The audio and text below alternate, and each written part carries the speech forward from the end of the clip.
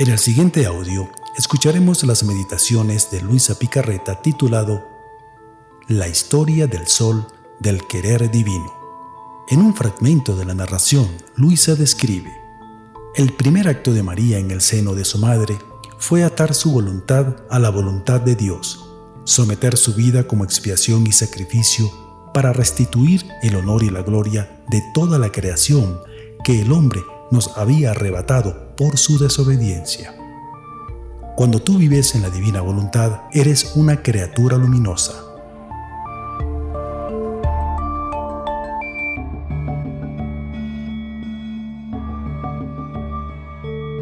Quiero compartir con ustedes en un ambiente de hermandad, de convivio, dos pasajes de la Sagrada Escritura en este sol del divino querer.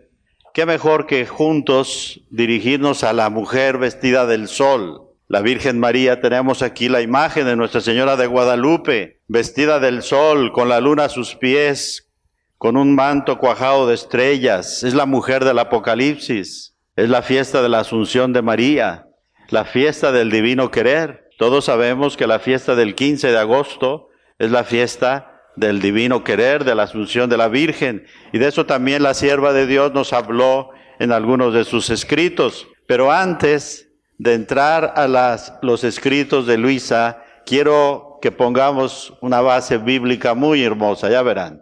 El capítulo 12 y 17 del Apocalipsis. Jesús es la luz del mundo, Él lo dijo reiteradamente: yo soy la luz del mundo. Y de esa luz infinita transmite y comparte con su madre. Por eso en la imagen de Guadalupe tenemos a la mujer del Apocalipsis. Vean por favor por unos instantes, con ese amor que María de Guadalupe nos atrapa, nos atrae, nos conquista. Vean a la imagen de Guadalupe, cómo ella irradia el sol del divino querer, de la divina voluntad, de la cual ella está preñada, está embarazada.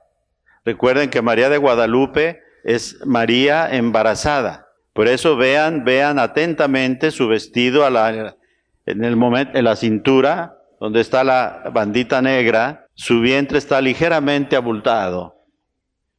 Es la madre del verdadero Dios por quien se vive, así lo anunció ella. Y por eso está vestida de luz, del sol de Jesucristo. Y por eso está pisando la luna. La luna refleja el tiempo en sus vaivenes, sus vicisitudes. Y por eso está con un atuendo de astros. Todo ese mundo de luz de la cual María está invadida y lo irradia, por eso se ve que los rayos salen de su persona. Es Jesucristo, la luz. Y de ella María participa.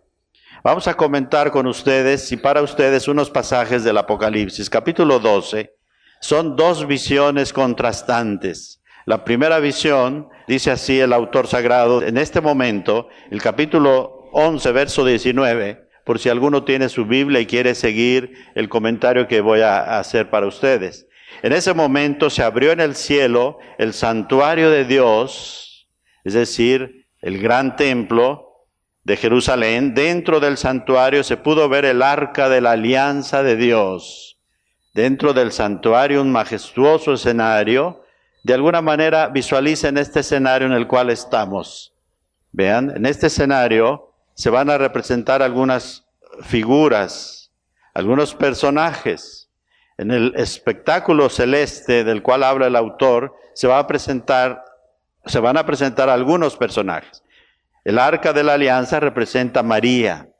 Es la portadora de Dios, el arca de Dios, Jesucristo, en su seno virginal. Por eso Isabel, cuando va a visitarla, la recibe con gran alegría y hace los mismos signos que David cuando recibió el arca de la alianza que llegaba a Jerusalén. Apareció en el cielo, entonces un gran escenario celeste.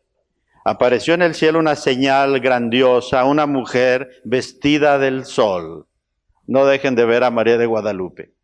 Hoy por hoy es la imagen, la advocación mariana más conocida en el mundo y será en los próximos años, cada vez más y más, querida, conocida, venerada en todo el mundo católico. Incluso en las iglesias ortodoxas griegas Es una alegría ver en algunas iglesias bizantinas el icono de María de Guadalupe. Iglesias rusas, iglesias griegas, iglesias turcas. La iglesia anglicana también poco a poco la va admirando, la va reconociendo. En fin, es la advocación mariana hoy por hoy más conocida en el mundo. Una mujer vestida de sol, con la luna a sus pies y en su cabeza una corona de 2 estrellas. Estaba embarazada y grita con los dolores del parto porque ha llegado su tiempo de dar a luz. Miren, ¿quién significa esta mujer? En el autor sagrado del cual estamos comentando, son 3 personalidades o realidades empalmadas. Como en una gran diapositiva se incluyen 2 o 3 figuras. Está en primer lugar la sinagoga judía, es decir, el pueblo de Israel, la iglesia del Antiguo Testamento que va a dar a luz al Mesías. Esa es la primera imagen. La segunda imagen es la iglesia cristiana, la iglesia de Cristo, que nos comunica al Mesías, que engendra a Cristo en nosotros, recordando aquella frase famosa de San Pablo en su carta a los Gálatas. Hijitos míos, dice Pablo a los Gálatas, por quienes sufro de nuevo dolores de parto hasta que Cristo se forme en ustedes. Entonces, la iglesia madre que produce los hijos de Dios, no nacidos de carne o de deseo de varón, sino que nacen del Espíritu. Entonces, la imagen es la iglesia que recrea y que engendra a los cristianos. Y la tercera imagen que está en la misma escena es María, la Virgen María, la madre del Mesías. Los dolores del parto significan los sufrimientos del mundo.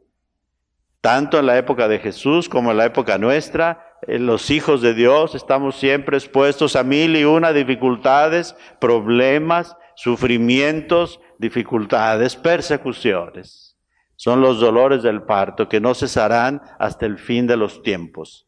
Todos estamos sometidos a ese vaivén de acontecimientos imprevisibles. Apareció también otra señal. En el escenario celeste se van presentando diferentes figuras, personajes de un drama cósmico de carácter mundial.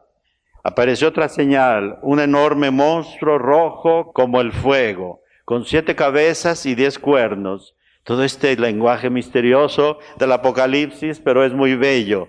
¿Qué significa todo esto? El color rojo significa el color de la lujuria, el color de la violencia, el color de la sangre, el color del martirio, el color del anticristo. Lo veremos enseguida. 7 cabezas significa las 7 colinas sobre las cuales estaba construido el imperio de Roma. Y significa los primeros emperadores romanos. Es decir, el poder político que se enfrenta a la iglesia y a la mujer vestida del sol.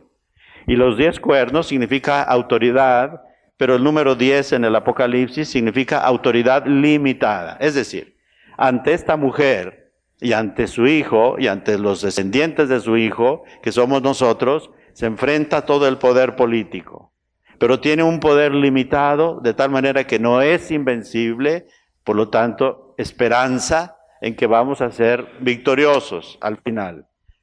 En sus cabezas lleva 7 coronas y con la cola barre 1/3 de las estrellas del cielo, precipitándolas a la tierra. Son aquellos que, perteneciendo a Cristo y a ese firmamento de los astros, caen en el vacío, caen en el abismo, son arrastrados por la cola de aquella gran serpiente o dragón infernal, monstruo, y son precipitados al abismo. Que en todos nosotros que estamos aquí nos aferremos a Jesús y vivamos en su voluntad para no ser precipitados al abismo como las estrellas que son barridas por la cola del dragón infernal. Porque está claramente visualizado que algunos de los seguidores de Jesús no experimentarán el mismo destino del Señor. Serán barridos y precipitados a la tierra. El monstruo se detuvo delante de la mujer que iba a dar a luz para devorar a su hijo en cuanto naciera. La bestia descomunal que está siempre esperando engullir a los seguidores de Jesús. Por eso nuestra vida en el mundo, mis queridos amigos, amigas, es una lucha constante. Es una batalla diaria contra ti misma, contra ti mismo, contra tus instintos, tus deseos, tus voluntades personales, tu voluntad propia. Es una guerra continua. Milicia es la vida del hombre sobre la tierra, dice Job en su libro.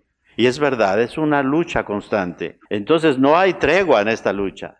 El adversario está a punto de devorar al hijo en cuanto nazca. Todos nos enternecemos cuando vemos una criatura recién nacida. Llámense de los animales, de las aves, cualquier crío de animal recién nacido nos enternece. Con más razón los bebés humanos, porque en ellos vemos la esperanza del género, de la especie y de las demás especies. Pues este dragón infernal es tan feroz y cruel que quiere devorar al hijo en cuanto nazca, ni siquiera darle oportunidad de unos instantes de vida. Así es la lucha de cruel en el mundo de los discípulos del Señor contra las fuerzas del mal. Pero la mujer dio a luz un hijo varón que debe gobernar todas las naciones con cetro de hierro, palabras tomadas del Salmo 2, que hablan claramente en relación al Mesías. Por lo tanto, Israel, de su dinastía, de su sangre, procede Cristo, según la raza judía. Nos dio al Mesías. Pero de la iglesia nos da a Jesús y lo engendra en cada uno de nosotros por los sacramentos y por la fe. Y es también María que nos da a Jesucristo, el Mesías, que debe regir con cetro de hierro. Pero el niño fue arrebatado, llevado ante Dios y ante su trono. En breves palabras, San Juan condensa la vida del Señor Jesús, el Mesías nacido, muerto, resucitado, glorioso, ascendido al Padre, llevado ante Dios y ante su trono, donde ha escapado ya de este poder infernal. Mientras que la iglesia madre huye al desierto. El desierto en el Apocalipsis significa el mundo, con todas sus espinas, obstáculos, dificultades que te presenta día a día en tu diario peregrinar. La mujer huye al desierto y donde tiene que ser aguardada, refugiada en Dios, que le ha preparado un lugar donde alimentarla durante 1260 días, que son 3 años y medio, que quiere decir en el Apocalipsis el tiempo de prueba en que la iglesia debe ser sometida. Ahí están los personajes ya. La mujer vestida del sol, qué maravillosa imagen de María de Guadalupe, la mujer del Apocalipsis. Y si queremos ir a la historia y a la ciencia histórica, sabemos que es el único icono, el único retrato auténtico de María en el mundo. No tenemos otro que nos haya venido de Dios. Y eso que estoy diciendo no es mío, podría citarles los papas que hablaron, Pío XII, Juan XXIII, específicamente de María de Guadalupe, diciendo, pintura hermosísima, no por manos humanas pintada. Entonces tenemos el único retrato auténtico de María. Por eso su rostro moreno, sumiso, con sus ojos entornados, sus manos juntas en actitud de oración y de obediencia al fiat divino. Esa imagen nos atrapa, nos conquista. Nadie que vaya a la Basílica de Guadalupe y vea su imagen original podrá salir de ahí impávido, insensible. No, todos somos conquistados por ella. Ese rostro, esa mirada, esas manos, esa actitud, ese paso como de iniciar una danza festiva, porque nos trae la salvación, nos trae la alegría. Por lo tanto, la victoria ya está asegurada. En ese momento comenzó una batalla en el cielo, continuó el autor. Una batalla en el cielo entre la mujer y el monstruo, entre sus ángeles y su seguidor. El monstruo apoyado en sus ángeles, pero no pudieron resistir ya que no hubo lugar para ellos en el cielo. Los ámbitos están bien definidos. Dios en su mundo y María con él y Jesucristo y los que son de él estarán con él. Dice Pablo, los que vivimos en la fe de Cristo, si morimos, moriremos, pero resucitaremos e iremos al encuentro del Señor para estar siempre con el Señor. Esa es la alegría cristiana. Por eso María inicia un paso de danza cuando vino a Tepeyac, porque viene a decirnos, yo soy la madre del verdadero Dios por quien se vive. ¿No estoy yo aquí que soy tu madre? ¿No estás en mi regazo y corres por mi cuenta? Hijito mío, el más pequeño, ¿qué te aflige? Por eso María nos asegura esa victoria contra la serpiente antigua. El autor de este libro le llama, fíjense, enorme monstruo, serpiente antigua, el diablo o Satanás, el seductor del mundo entero. Y en el capítulo 17 de este mismo libro le da otro título también sobrecogedor, le llama la gran prostituta. Entonces, en este momento voy a hacer un empalme de dos textos. Paso al capítulo 17 del mismo libro, en el verso 3, donde el autor va a conjugar estas dos imágenes, porque el escenario es de lucha, para que nos vayamos ya haciendo el ánimo. El cristiano en el mundo no puede eximirse de la lucha. Vivimos en este mundo, dice Pedro en su primera carta. Cuídense, queridos cristianos, dice San Pedro, porque el león rugiente, el demonio, como león rugiente, anda buscando incansablemente a quien devorar. Entonces ya los autores sagrados nos dicen que debemos estar siempre preparados como soldados para la batalla. En el capítulo 17, dicho esto, me llevó al desierto y vi una nueva visión. He ahí una mujer, estaba montada en una bestia de color rojo. ¿Recuerdan qué significa el color rojo en el Apocalipsis? Bien. Facilísimo, ¿ven? Es un libro muy bonito, pero cuando uno descifra el código de colores, de símbolos, de figuras, de números, se hace un libro delicioso. Significa pues el anticristo, la lujuria, las fuerzas del mal que llevan a los mártires al martirio. Una mujer montada en una bestia de color rojo. La bestia estaba cubierta de títulos y frases que insultaban a Dios. Y tenía 7 cabezas y 10 cuernos. Entonces sabemos que es el mismo dragón infernal que ha aparecido en el capítulo 12. Y ya les expliqué qué significan 7 cabezas y 10 cuernos. En cuanto a la mujer, vestía ropas de púrpura y rojo escarlata, y brillaba con el oro y las piedras preciosas y las perlas, y tenía en su mano una copa de oro. ¿Ven? Es el mismo dragón infernal, nomás que con mejor vestido. La gran prostituta le llama Apocalipsis, vestida de escarlata, de púrpura y rojo fino, brillaba con el oro, las piedras preciosas y las perlas. Es la seducción que ejerce el mundo sobre los seguidores de Jesús. Y esta seductora, por eso le llama la gran prostituta, montada sobre la bestia de color rojo, era el imperio romano, y significa el imperio de aquel tiempo y todas las fuerzas políticas que en la historia, hasta la consumación de los siglos, enfrentarán a la iglesia y a María. Esa es la bestia de color rojo. Y sobre ella está esta mujer vestida con este atuendo que de alguna forma hace antítesis a María de Guadalupe. María de Guadalupe es la mujer vestida de Cristo, vestida del sol. La gran prostituta son todos los poderes políticos del mundo, todos, de cualquier signo que sean. Pero el autor del Apocalipsis, el poder político como tal, es el dragón infernal. No importa de qué país, de qué era, de qué tiempo, de qué signo. Es el poder político que se opone al Señor. Recuerden la pasión del Señor. Y el poder político cómo se opuso al Señor. Pero también este personaje también va a ser vencido. Aunque esté vestido así de una manera espectacular, como actriz de Hollywood, ¿las han visto en la alfombra roja? ¿Cómo lucen sus galas? Bueno, parecen copias de este personaje. Lo dice muy claro el autor. Una mujer vestida de ropas de púrpura y rojo escarlata y brillaba con el oro. Vean las actrices de Hollywood cuando salen en la pasarela, el día de los Óscares, cómo usan las joyas más finas del mundo. Resplandor con el oro, las piedras preciosas y las perlas. Capítulo 17, verso 5. Y tenía en la mano una copa de oro. ¿Pero qué tiene en esa copa de oro? María en su vientre virginal tiene a Jesucristo, el sol. ¿Pero qué tiene esta mujer vestida con esos atuendos? Una copa de oro llena de las repugnantes impurezas de su prostitución. Qué diferente. Llena de las repugnantes impurezas de su prostitución. Y en su frente, esta mujer lleva un letrero, escrito en forma misteriosa. ¿Ven? El autor de este libro estupendo nos deja siempre con un margen de incertidumbre para que sigas indagando. ¿Qué significa?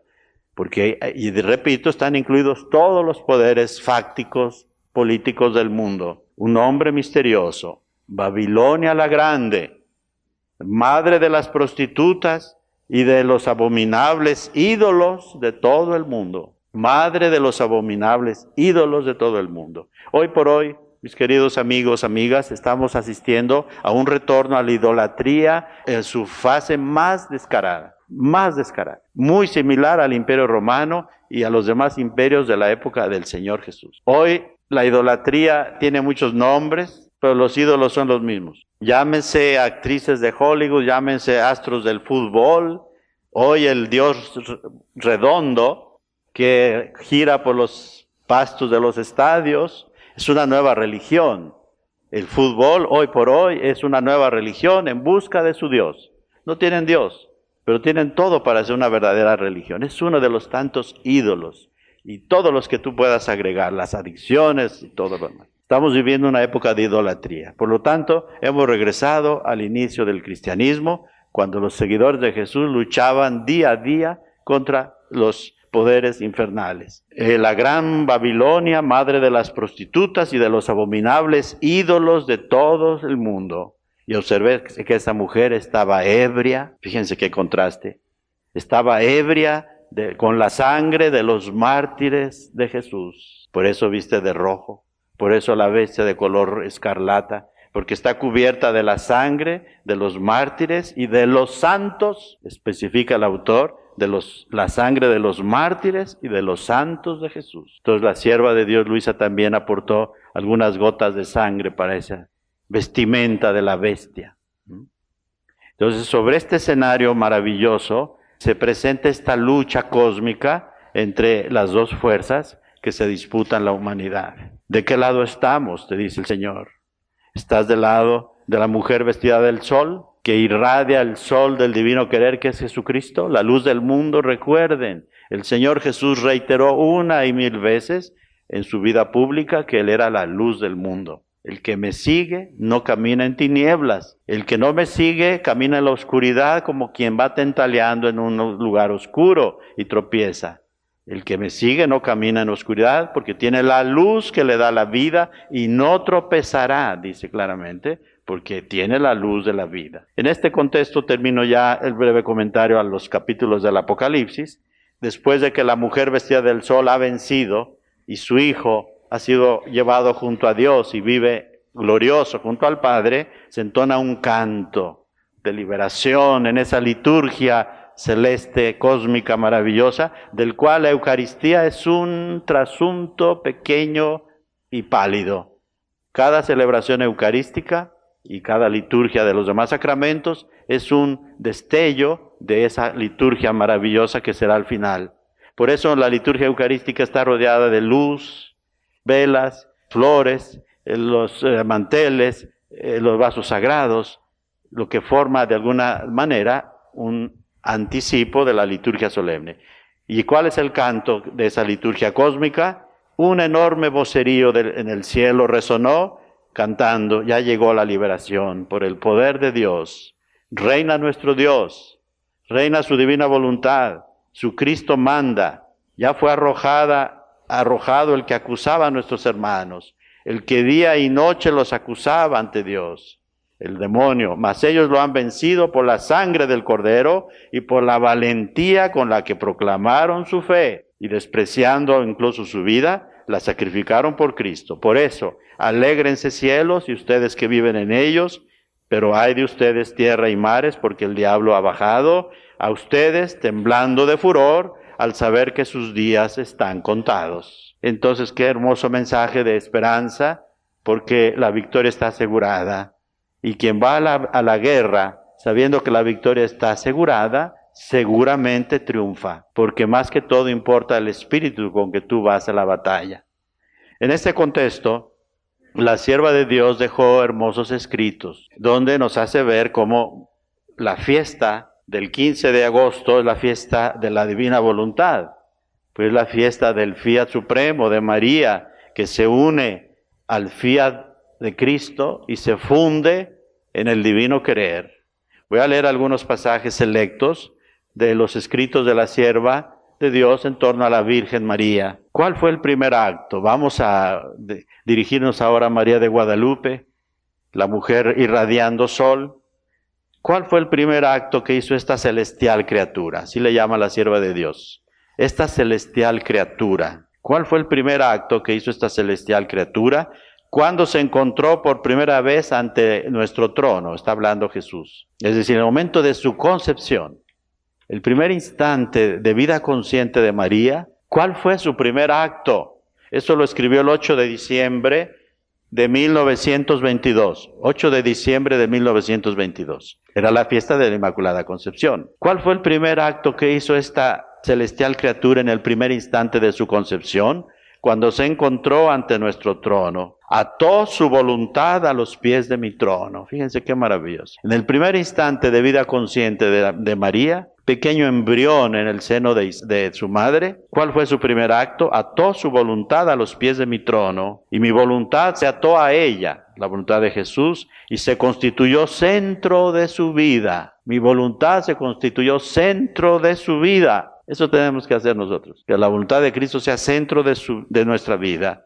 Fue precisamente el acto más bello, más heroico que hizo María. Fíjense nomás qué hermoso. Fue el acto más bello, más heroico que hizo María al depositar a nuestros pies su voluntad, desde el primer instante de su bendita concepción. El segundo acto que hizo fue ofrecerse a hacer cualquier sacrificio por amor a nosotros. Ya está hablando en la Trinidad. El segundo acto fue ofrecerse en sacrificio por amor a nosotros.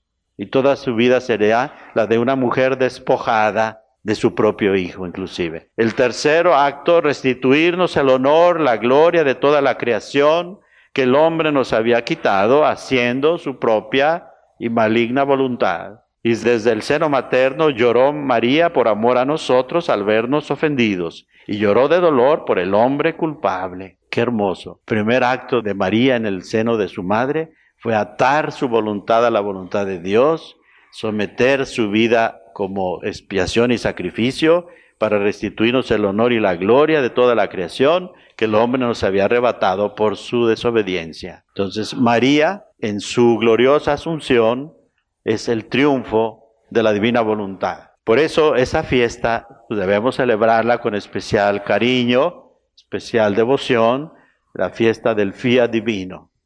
Recordemos que María, su primer acto fue atar su voluntad a la voluntad de Dios. Por la glorificación de su obrar, del obrar de mi voluntad, dice Cristo, en mi amada madre, por el triunfo de mi voluntad en mi amada madre, si bien el cielo fue abierto por mí durante la redención del Señor, su muerte y resurrección, el cielo fue abierto por mí y muchos santos estaban ya en posesión de la patria celestial. Sin embargo, cuando María llegó, mi madre, en ella que había cumplido en todo la suprema voluntad, se esperó para hacer la fiesta que llegara ella. Y esta sublime reina, al entrar en el reino celestial, toda ella fundida y transfundida en el sol eterno del supremo querer. Ahí la tienen, María de Guadalupe. Toda ella sublime reina, fundida y transformada en el sol eterno del divino querer. También es la fiesta de la Asunción. Al entrar en el cielo, es una imagen pues que la sierva tuvo, es una revelación particular que el Señor le dio a Luisa. Cuando María entra en el cielo el día de su Asunción, no había en ella ni siquiera un latido que no tuviera impreso en él este fiat. Y atónitos todos los habitantes celestiales la miraban el día de su Asunción, y a coro le decían, la mujer vestida del sol, asciende, asciende más arriba. Es justo que aquella que ha honrado tanto el fiat supremo, y por cuyo medio nos encontramos en la patria celestial, es justo que ella tenga el trono más alto y que sea nuestra reina.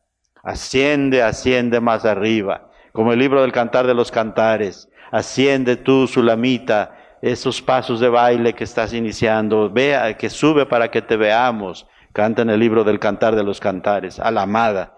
En el cielo también le entonan a la amada reina estas palabras inspiradas. Asciende, asciende. Más arriba, más grande el honor que recibió mi madre en su Asunción, es más grande, fue ver glorificada en ella la divina voluntad. Ese fue el honor más grande de mi madre el día de su Asunción.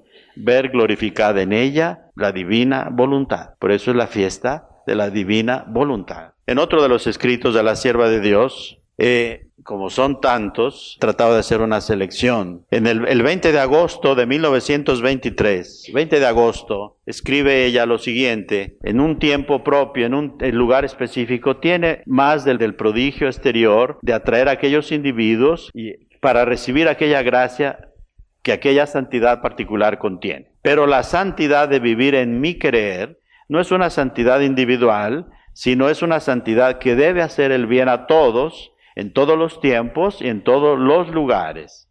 Aquí viene la imagen que nos va a presidir todos estos 2 días. Es la imagen del sol. Es la santidad del eterno sol de mi voluntad, de mi querer, que es como luz sin palabra, es fuego sin leña.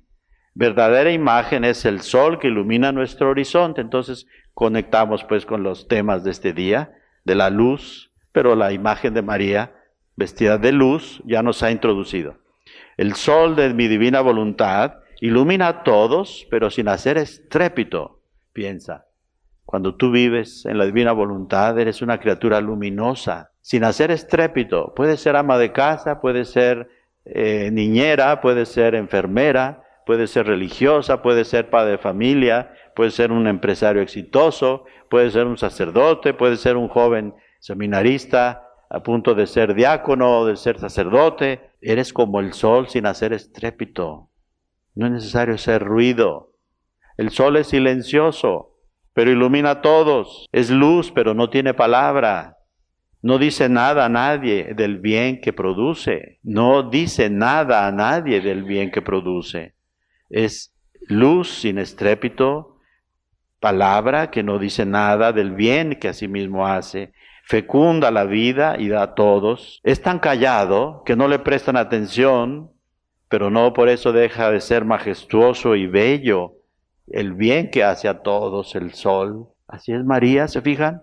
De tal madre, de tal hijo, tal madre. María hace el bien sin hacer estrépito. Es luz sin tener palabra. Es silenciosa, con una elocuencia silenciosa, como el sol, majestuoso y bello, el bien que hace a todos. Un alma recta y toda ordenada en mi voluntad es más que un ejército alistado en puesto de batalla, el que hablábamos en el Apocalipsis. La mujer vestida del sol, rodeada de estrellas de su séquito astral, para hacer la guerra al dragón infernal. Ustedes, todos, nosotros, yo, debemos adherirnos a esa divina voluntad para ser alma recta y ordenada. Mi voluntad es más que un ejército en batalla. Su inteligencia de aquella persona que vive en mi divino querer está ordenada y vinculada con la inteligencia eterna. Sus palpitaciones, sus latidos del corazón, sus afectos,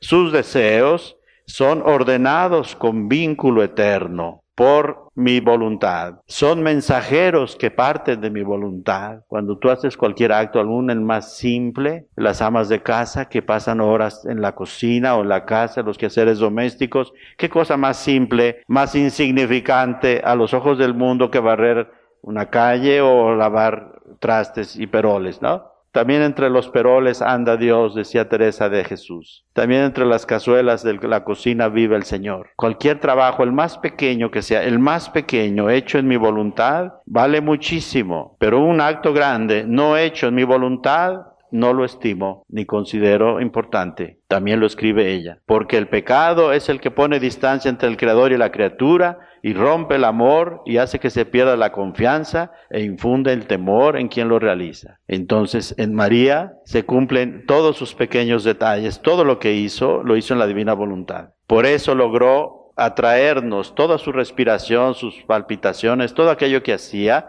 eran vínculos que atraían al Verbo eterno sobre la tierra. Así venció e hizo el milagro más grande que ningún otro puede hacer. ¿Pueden ustedes pensar en su vida terrena? María hizo algún milagro, mientras que Jesús realizó muchos.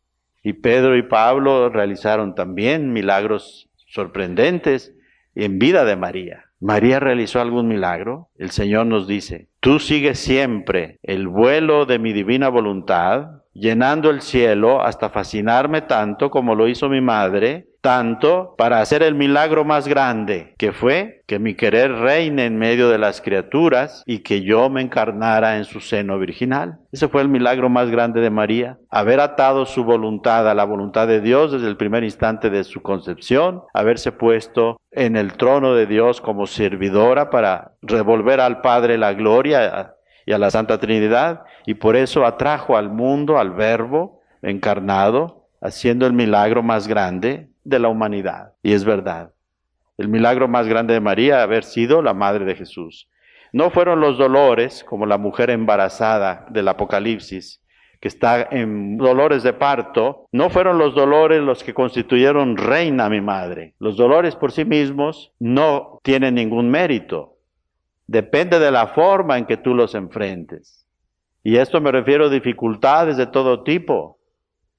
Los sacerdotes, por nuestro ministerio sacerdotal, tenemos el don del discernimiento y del conocimiento de las almas.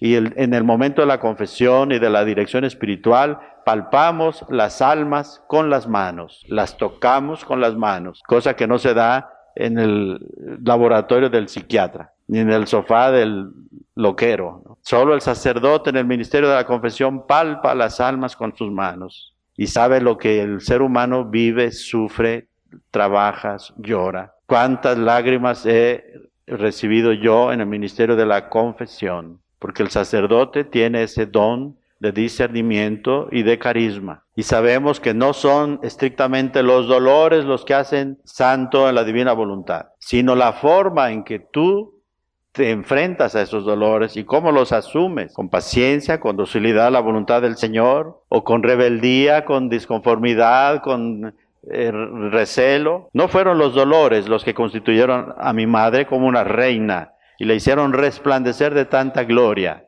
como aparece en el Apocalipsis, sino fue mi fiat omnipotente, que entrelazaba cada acto suyo, cada dolor suyo. Recuerden que María, desde el momento de su nacimiento y de su aceptación a la maternidad divina, fue una madre despojada, como ninguna otra madre en el mundo ha sido nunca, jamás. Despojada de su hijo. No era de ella, era para nosotros. Era del Padre, y ella lo entregó día a día, minuto a minuto, hasta el momento supremo de la entrega en la cruz. Allí fue el momento de su máximo despojo, de sus dolores máximos. Pero en cada momento María entrelazaba cada dolor a la voluntad divina.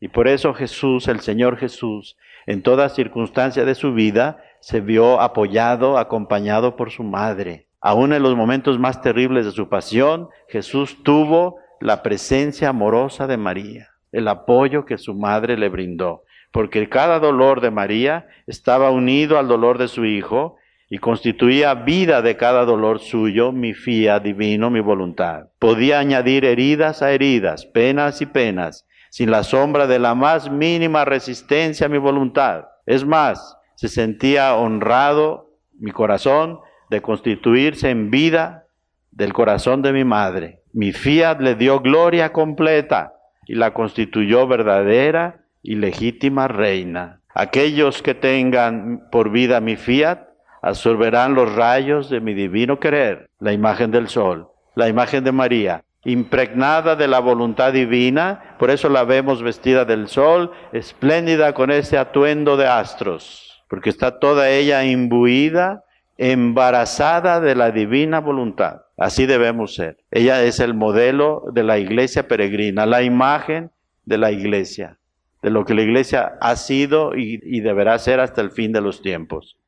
Lo dice el Concilio Vaticano II muy claramente en la Constitución Lumen Gentium. En el capítulo 6 sobre María dice claramente: María es el modelo al cual la iglesia aspira a realizar en su vida. Por eso en María, para darles el verdadero dominio y gloria completa de cada acto y pena que puedan sufrir, todo lo hizo en mi voluntad, porque fuera de mi voluntad, con esto termino, porque fuera de mi voluntad yo no reconozco ni las obras ni los sufrimientos de las criaturas, por más grandes que sean, si no los hacen en mi voluntad. Fuera de mi voluntad yo no reconozco ni las obras ni los sufrimientos, que solo en mi voluntad da el verdadero dominio, las verdaderas virtudes, la verdadera gloria que transmuta y transforma lo humano en divino. Por eso María de ser criatura humana, ha sido transformada en criatura divina, porque estaba toda ella impregnada, imbuida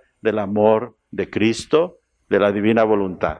Bien, debemos afirmar que la divina voluntad es la misma persona de Jesús, como bien explicó el padre Bernardo Acuña, no es una emanación o un matiz diferente de la persona de Jesús, es el mismo Señor Jesús, del cual María está totalmente impregnada, embarazada. Amemos mucho a María de Guadalupe, porque ella es el mejor retrato de cómo se vive en la divina voluntad. Recordamos que lo que importa no es lo que leamos, sino lo que vivamos, como María. Vivir en el divino querer, y por eso ella es el modelo de la Iglesia y de todo este pueblo que peregrina, y que como la mujer samaritana, sedienta de agua, iba a buscar agua día a día en el desierto bochornoso. Pero mira, ¿qué sucede? Cuando hay agua en el desierto, aunque no aflore a la superficie, el agua subterránea va produciendo vida, y esa vida se nota en las verduras, en el césped, en las hierbas que produce. Donde hay agua, hay vida. Así sucede la persona que vive en la divina voluntad. Es como una corriente subterránea de agua que te va impregnando todos tus afectos. Tus decisiones se harán más libres, más responsables. Tus sentimientos se harán más puros y más limpios, porque dentro de ti va manando el río divino de la divina voluntad, como el agua subterránea en el desierto, y va haciendo aparecer en tu vida esas hierbas, esas flores hermosas, pensamientos, acciones y actos hechos en el divino querer. Muchas gracias.